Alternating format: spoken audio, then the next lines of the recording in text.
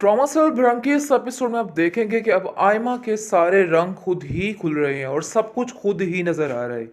क्योंकि जिस तरीके से दुर्दाना दूसरों की बेटियों की दफा बोलती थी कि इद्दत है, इधर मत जाओ उधर मत जाओ, यानी कि हर वक्त एक सियासत में रहती थी और चाहती थी कि बस कोई ना कोई लड़ाई टली रहे। इसलिए आप देखेंगे कि अब तो उसको होश ही नहीं है, उसको बिल्कुल किसी बात की फिक्र नहीं है कि क्या करना और क्या नहीं। और अपनी बेटी को कह रही है, देखो कोई बात नहीं है, तुम परेशान मत हो, ये कोई इतना बड़ा मसला नहीं है इद्दत का जो तुमने बना लिया है, इसलिए परेशान होने की ज़रूरत नहीं है। जिस पर आप देखेंगे कि एनी कहती है कि आखिर खाला पैसे कैसे कर सकती हैं, आपने ही तो ये सारी बातों का इशू उठाया था और किस तरह से दूसरों का जीना महाल किया था, और अब आप अपनी बारी पे इस तरह के काम कर रही हैं और आपको बिल्कुल भी परवाह नहीं है कि क्या हो रहा है और क्या नहीं हो रहा है। आप एनी की दफ़ा तो बहुत, यानी कि मेरी दफ़ा तो बहुत ही इस घर में ववेला मचाया हुआ था। जिस पर आयमा कहती है कि तुम्हें बिल्कुल भी एहसास नहीं है कि तुम मेरी माँ से किस तरीके से बात कर रही हो। देखो तुम उनका मुकाबला क्यों करना चाहती हो, हर बार तुम्हारा सिर्फ एक ही मसला है कि तुम्हें उनका मुकाबला करना है, लेकिन मैं तुम्हें इस चीज़ की कतई इजाज़त नहीं दूंगी। देखो तुम्हारी जगह इस घर में और थी और मेरी जगह और है, इसलिए तुम्हें इन बातों को लेकर टेंशन लेने की ज़रूरत नहीं है। दुर्दाना कहती है, हाँ भाई बिल्कुल ठीक बात है, इसलिए आइंदा से कभी भी हमारे मामलात में बोलने की कोई भी ज़रूरत नहीं है। मैं तुम्हें साफ साफ बता दे रही हूँ, आज तो तुमने ये बात कर दी, लेकिन आइंदा से कभी भी ये बात मत करना। आगे से फाखरा कहती है कि अरे किस किस्म की बातें कर रहे हो आप लोग, आप लोगों को समझना चाहिए, और आयमा इसमें कोई गलत बात नहीं है। देखो जो एनी कह रही है वैसे ही कर लो। लेकिन वो बेचारी किसी हाल में भी नहीं रही, यानी कि इतनी टेंशन में आ चुकी है वो औरत, उसको समझ ही नहीं आ रही कि वो क्या करे और क्या ना करे, इसलिए किसी मामलात में बोलने की हिम्मत ही नहीं रख ली और खामोशी से बस एक ही जगह पर लेटी रहती है। खुशियों की दुश्मन बन चुकी थी। अब फाखरा बहुत रोती और चीखती चिल्लाती है कि अरे मेरे साथ क्या हो गया। अब खुदा खैर करे और इसकी अकल ठिकाने आ जाए और इसको पता चल जाए कि ये जो कुछ कह रही थी सरासर गलत कह रही थी।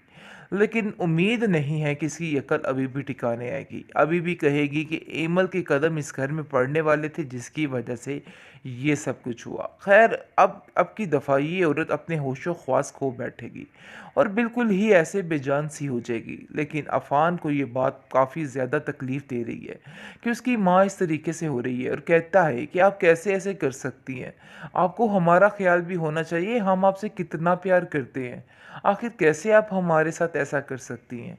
देखिए हमारी तरफ भी देखिए, ऐसा मत कीजिए। जिस पर आप देखेंगे कि फाखरा कहती है कि अरे भाई मेरी ज़िंदगी में अब क्या रह गया, कुछ भी नहीं, मैंने सब कुछ जो हासिल किया, लेकिन आज मेरे हाथ में कुछ भी नहीं। मुझे ऐसा लग रहा है कि जैसे मैं बिल्कुल अकेली हूँ। पहले मैं रोज़ मुझे छोड़ के गया और अब मेरा बेटा दूसरा छोड़ के चला गया। ये मेरा बेटा तो इस कदर नेक लड़का था कि इसको जो मैं कहती थी इसने वही मानना होता था। मैं कहती थी दिन को दिन और रात को रात, जो कुछ भी कहती थी वो मान जाता था। लेकिन इतना फर्माबरदार बेटा मैं कहाँ से लाऊं? इस चीज़ के लिए वो रो रो के बुरा हश्र कर रही है।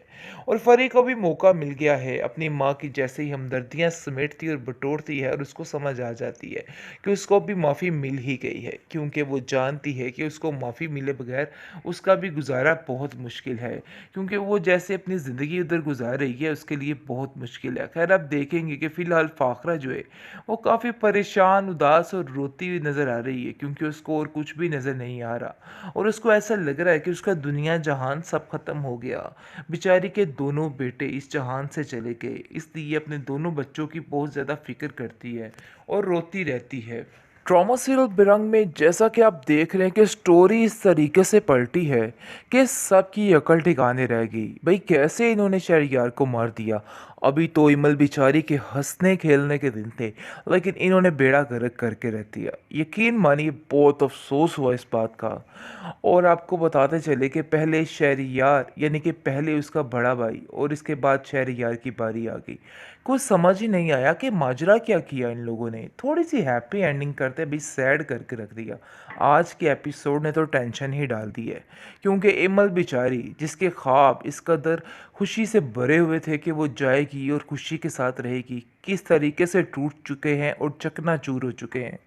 ये बात तो वही जानती है, लेकिन दूसरी तरफ आयमा अपना ही रौब और दबदबा रखना चाहती है और सोच रही है कि बस अब मेरी हुकूमत है। शहरयार के होते हुए जो कुछ हो रहा था, अब उसकी ज़िंदगी उसको अच्छी फील हो रही है और सोच रही है कि अब सब कुछ मेरी मुट्ठी में है और देख लेना कि मैं किस तरीके से हर चीज़ को हैंडल करके ही रहूँगी।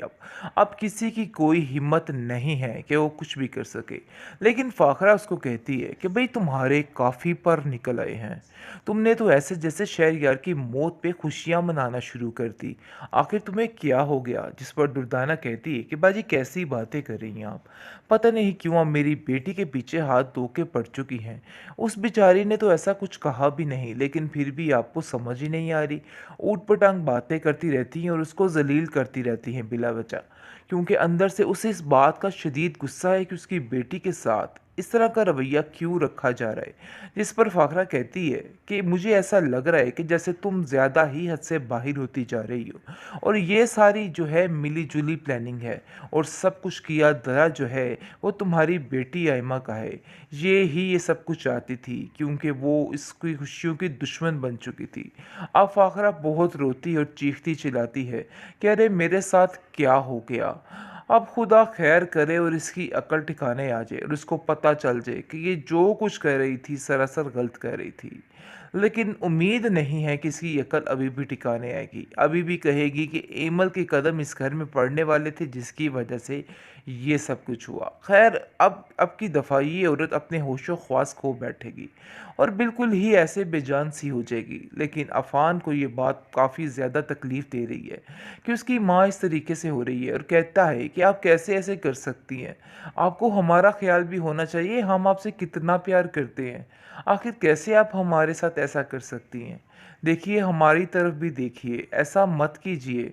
जिस पर आप देखेंगे कि फ़ाखरा कहती है कि अरे भई मेरी ज़िंदगी में अब क्या रह गया? कुछ भी नहीं। मैंने सब कुछ जो हासिल किया, लेकिन आज मेरे हाथ में कुछ भी नहीं। मुझे ऐसा लग रहा है कि जैसे मैं बिल्कुल अकेली हूँ।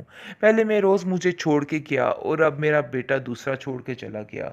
ये मेरा बेटा तो इस कदर नेक लड़का था कि इसको जो मैं कहती थी इसने वही मानना होता था। मैं कहती थी दिन को दिन और रात को रात, जो कुछ भी कहती थी वो मान जाता था। लेकिन इतना फर्माबरदार बेटा मैं कहाँ से लाऊँ? इस चीज़ के लिए वो रो-रो के बुरा हश्र कर रही है। और फ़री को भी मौका मिल गया है अपनी माँ की जैसे ही हमदर्दियाँ समेटती और बटोरती है और उसको समझ आ जाती है कि उसको भी माफ़ी मिल ही गई है, क्योंकि वो जानती है कि उसको माफ़ी मिले बगैर उसका भी गुज़ारा बहुत मुश्किल है, क्योंकि वो जैसे अपनी ज़िंदगी उधर गुज़ार रही है उसके लिए बहुत मुश्किल है। ख़ैर अब देखेंगे कि फ़िलहाल फ़ाखरा जो है वो काफ़ी परेशान, उदास और रोती हुई नज़र आ रही है, क्योंकि उसको और कुछ भी नज़र नहीं आ रहा और उसको ऐसा लग रहा है कि उसका दुनिया जहान सब ख़त्म हो गया। बेचारी के दोनों बेटे इस जहान से चले गए, इसलिए अपने दोनों बच्चों की बहुत ज़्यादा फ़िक्र करती है और रोती रहती है।